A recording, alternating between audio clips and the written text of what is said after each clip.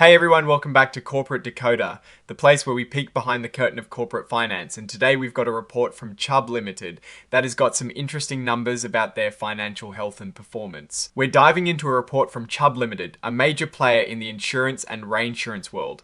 This Form 8K is essentially a current report telling us about some important events. And today, we're going to focus on what it reveals about their financial situation and recent results. The main story here revolves around Chubb's financial results for the final quarter and the entire year of 2025. Companies like Chubb issue these reports to keep investors and the public informed about their performance.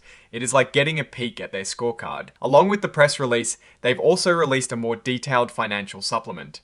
Think of this as the in-depth stat sheet that backs up the main announcement. These documents are crucial for understanding how the company is actually doing beyond the headlines. Chubb, like many large companies, has different types of financial instruments out there.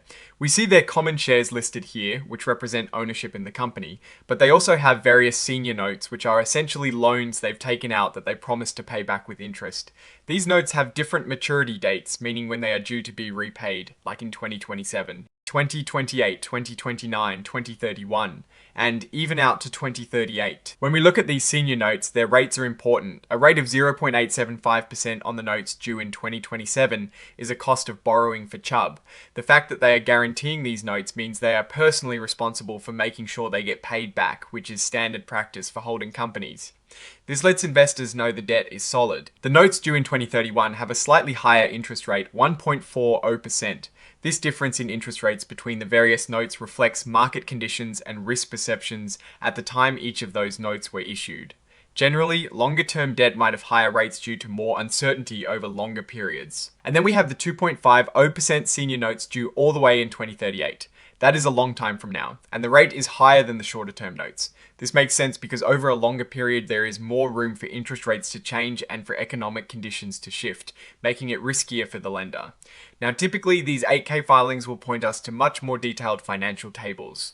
While this filing itself focuses more on the announcement of those results, the reference exhibits, Exhibit 99.1 and 99.2, are where the real meat and potatoes of their financial performance for the fourth quarter and year, and 2025 would be found. So the core of this filing, the actual numbers explaining whether Chubb had a good or bad 2025, is in those attached exhibits. We'd be looking for key figures like their total revenue, how much profit they made after all expenses known as net income, and their earnings per share. We'd also want to see how these numbers compare to the previous year, 2024, to spot trends. For example, if their revenue grew by 10%, that means for every $10 they made last year, they're now making 11.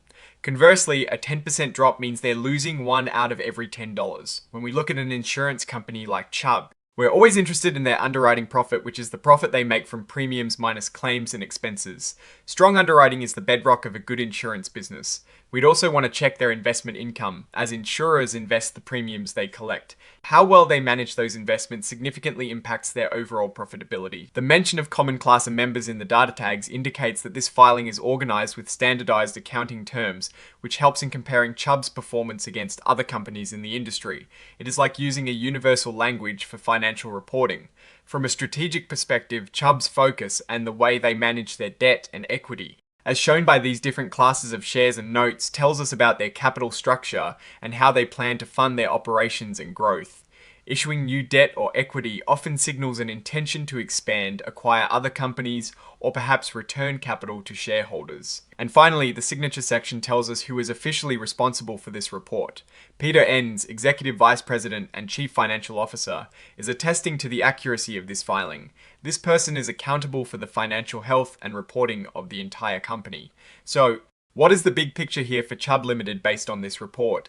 This 8K is primarily an announcement vehicle pointing us to their full fourth quarter and year and 2025 results. The real analysis would come from scrutinizing those attached financial statements. However, the structure of the filing itself, highlighting their various debt obligations, suggests the company actively managing its capital structure to fund its operations and potentially future growth. There is no immediate red flag from the structure of this specific filing, but the devil is always in the details of those accompanying financial reports.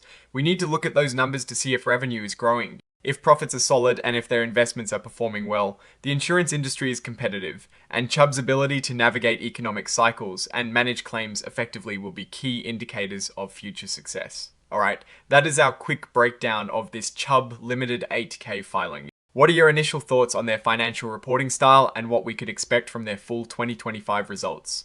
Let me know in the comments below if you found this deep dive helpful. Please give this video a thumbs up and subscribe for more corporate finance insights. And don't forget to join our Discord community. The link is in the description for more real-time discussions. Thanks for watching, and we'll see you in the next one.